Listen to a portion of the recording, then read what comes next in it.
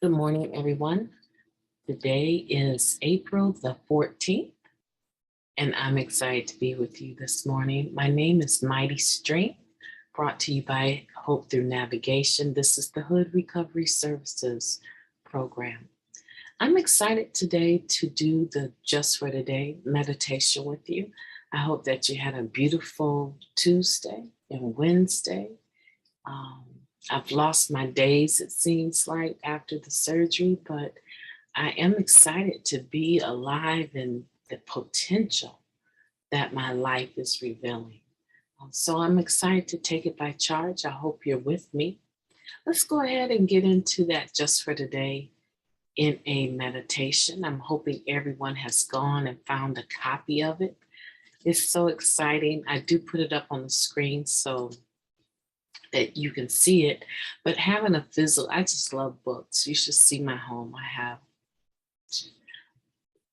don't want to say thousands of books, but I have a lot of books, and I just love books. And so I just want to encourage you to get the physical copy of it. You can find it at na.org, or you can find it at amazon.com.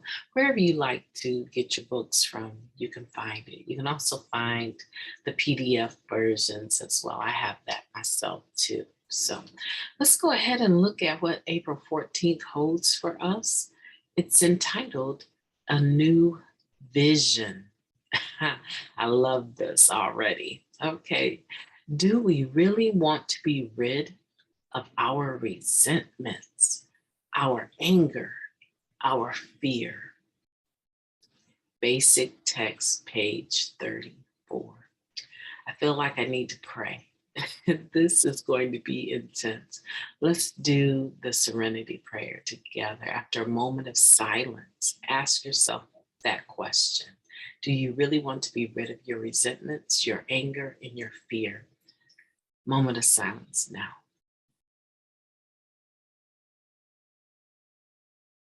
Thank you.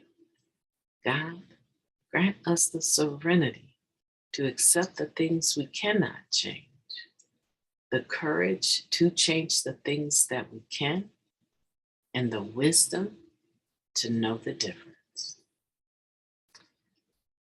Please and thank you. Just for today, we need that, don't we? Okay, let's look at this.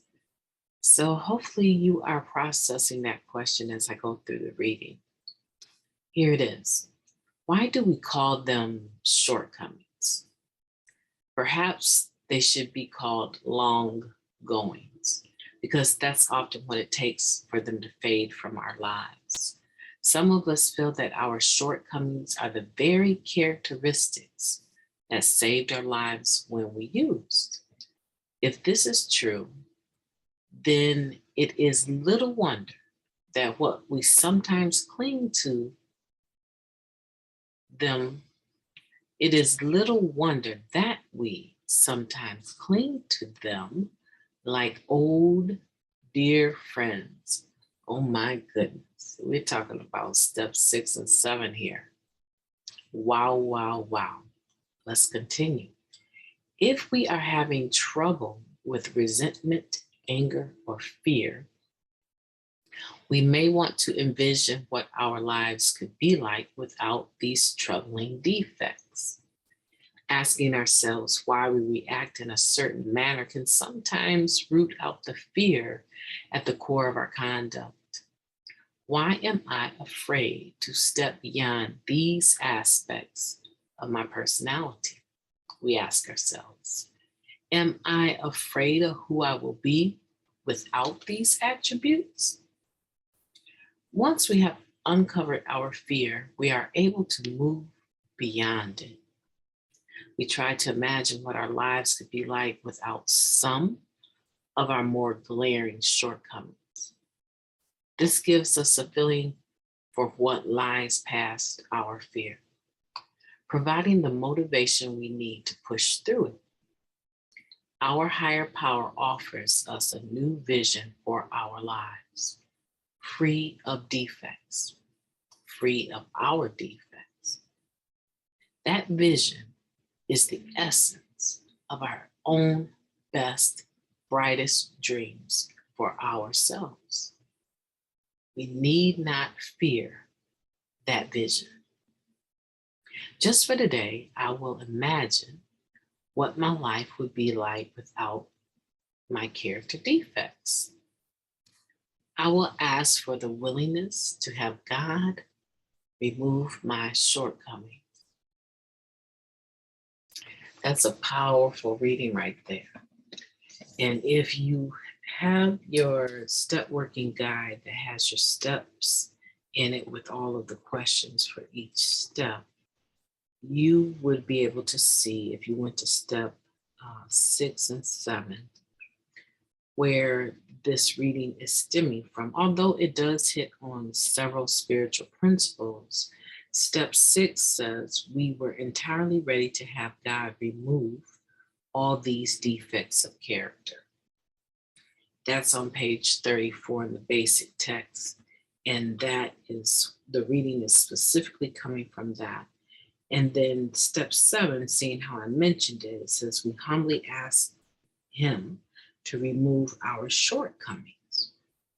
And, I think yesterday I tried to give a definition of what falling short looks like, how our character defects can cause us to do and behave in such a way that doesn't always show that we are recovering persons, spiritual guided individuals, God-centered individuals, service-oriented individuals. Here in the basic text on page 35, it says character defects or shortcomings are those things that cause pain and misery all of our lives. If they contributed to our health and happiness, we would not have come to such a state of desperation. And I'm going to jump in from that statement from step 7, because this reading today is asking us to take a look at some of our shortcomings, take a look at some of our long goings, these things that we've had with us all of our lives. We've used this skill or these skills, right, to proceed in life as a show of our coat of armor.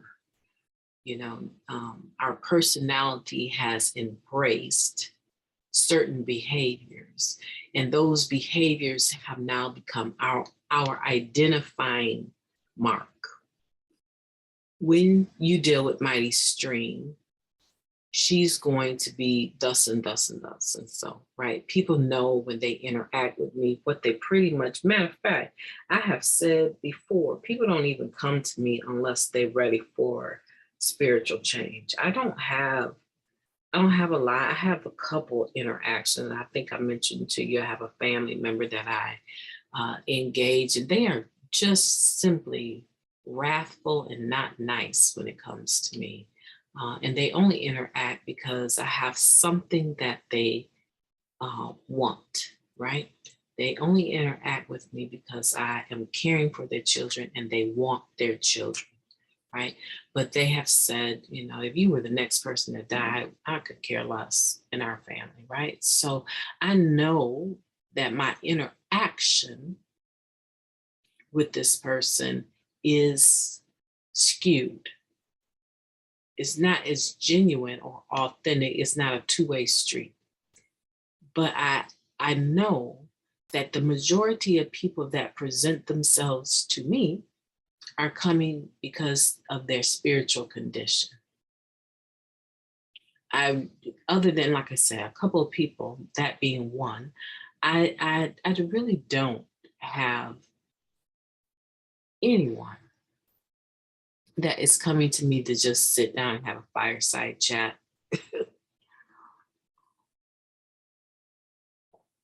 My coat of armor is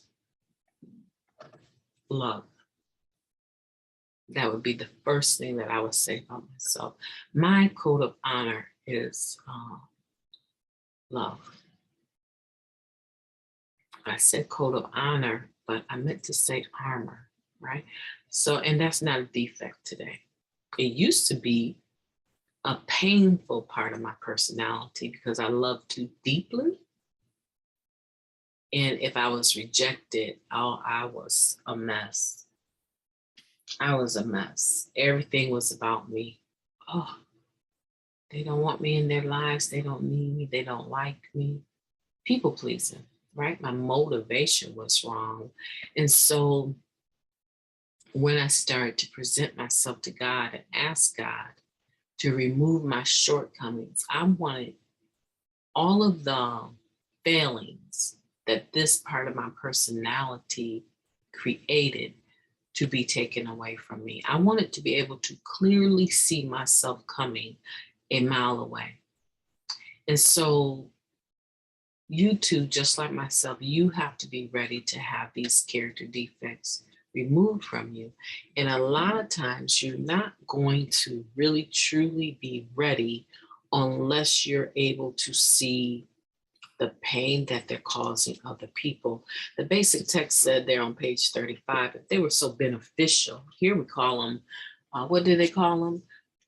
Attributes. Am I afraid of who I will be without these attributes? This right here put it in a very kind way, because when you're talking about something that you've done over a season of time to survive, you're not necessarily looking at it. You're looking at it as a survival skill, as an asset. You are not looking at it from the point of view that it has caused destruction. But the basic text said that if it was so beneficial to you then why are you in this mess that you're in now? If having that characteristic about yourself was so beneficial, why are you here in this desperate place now? Another thing we say in the fellowship oftentimes is our best thinking got us here. It got us to Narcotics Anonymous. That's a statement within itself. That's a statement to me that my thinking has been skewed, right? All of this time. Let me read this to you. It's from page 60 from the book entitled It Works, How and Why. It Works is the green and gold actual short hard copy book, right? And it works with, or they're to be used together, this particular book that I'm going to read a little bit from, and the Step Working Guide, It Works, How and Why. So this is the actual book that those questions come out of. And I'm on page 60. Mine is so old, the pages are falling out, but I'm on page 60, and I am going to read just a little bit of the second paragraph on that page. It says, our growing awareness of our defects often causes us pain. We've all heard the expression, ignorance is bliss, but we are no longer ignorant of our character defects, and this awareness hurts. All of a sudden, we'll notice a wounded look in the eyes of a friend after we've acted on one of our less endearing traits. We'll hang our heads in shame, mumble an apology, and probably beat ourselves inwardly for being so callous one more time. We feel sick inside, knowing how our actions adversely affect the people in our lives. We are sick and tired of being the people we have been, but this feeling compels us to change and grow. We want to be different than we have been in the past, and the good news is that we already are. Being able to see beyond our own interests and being concerned about the feelings of others are striking changes, considering that our raging self-obsession is at the core of our disease. And I want to just stop right there because the point that I'm making is clear there. It's talking about how these character defects, at some point in time, we start to see how acting out on them, using them, manipulating them for our purpose affects the people around us.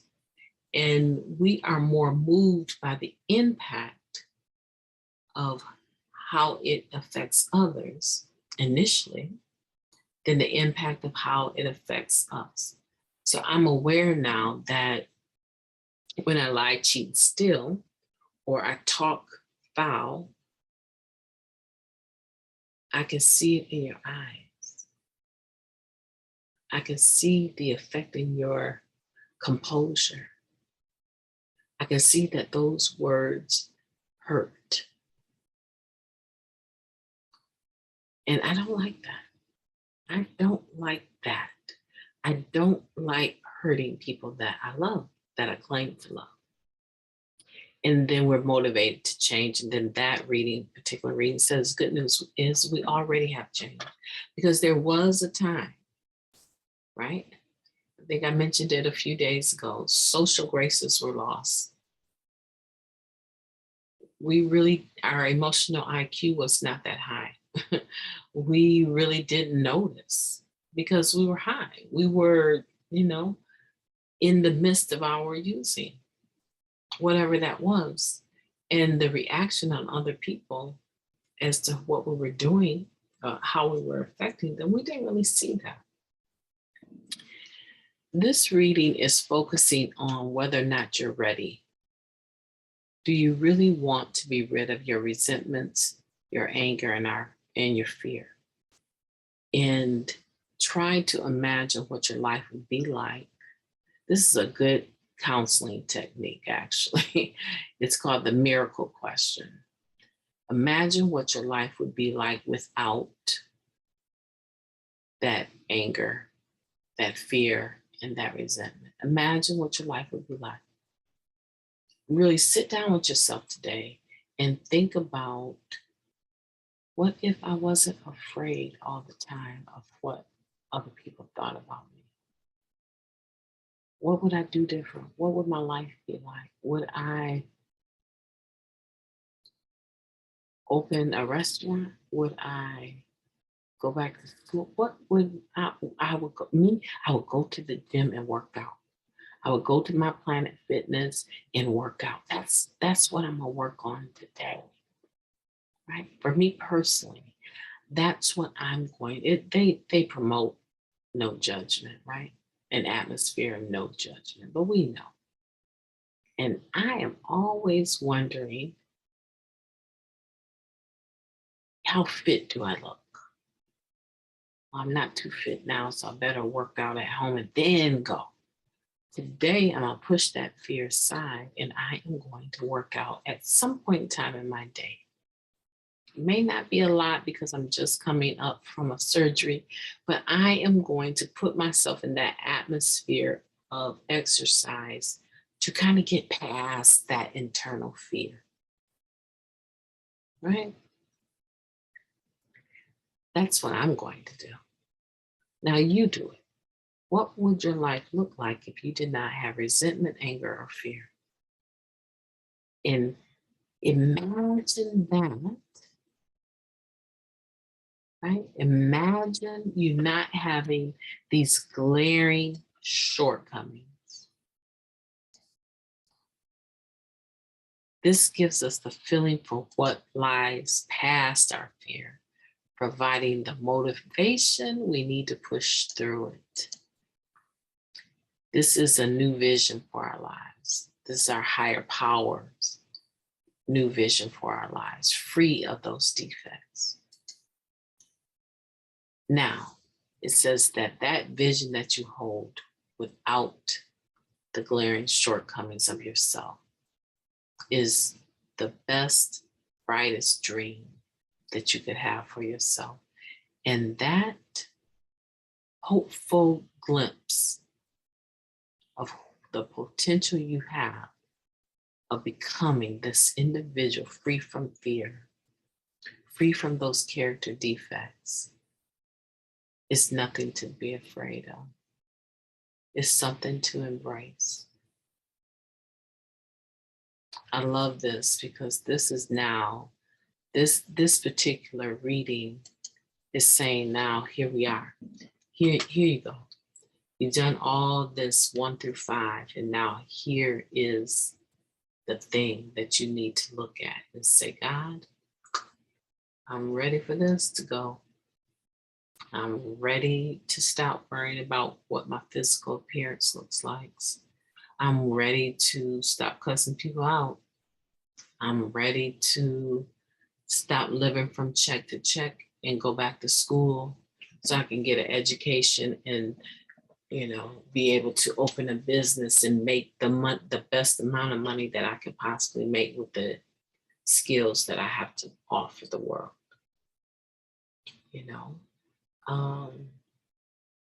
I will tell you one more thing, and then I'll let you go.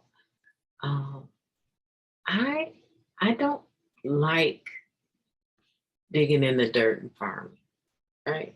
I like the fruit that comes from our garden, but I don't like the work that comes with our garden. And this will be a work in progress. There are some vegetables that I love fresh. And you know what? I'm not going to plant those vegetables in the same place that my husband plants. I'm going to create a bed that is raised off the ground, because I think that's the part that I don't like, is being out on my knees trying to do something in the dirt. I don't like that feeling. But I will create an area in the backyard where I can grow some wild onions. And I'm trying to think, I really like those soup, they call them pearl potatoes. I like those very small potatoes. I'm thinking about doing that, because those are two things I can put together that are earth-based, plant-based, and I love the flavor of them. So that's for me.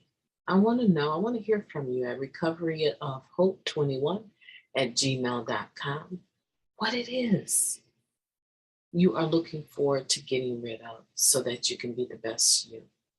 I hope today is beautiful for you. My oldest one is going to camp overnight for the first time. And I'm excited about, we have these bags ready. I'm excited about waking him up and seeing his spirit of excitement. I want you to do that. I want you to embrace what I just said, that you are beginning a new vision of yourself and you're excited about what that looks like and all that it entails. Go out and get it. You deserve the best. I will talk to you tomorrow.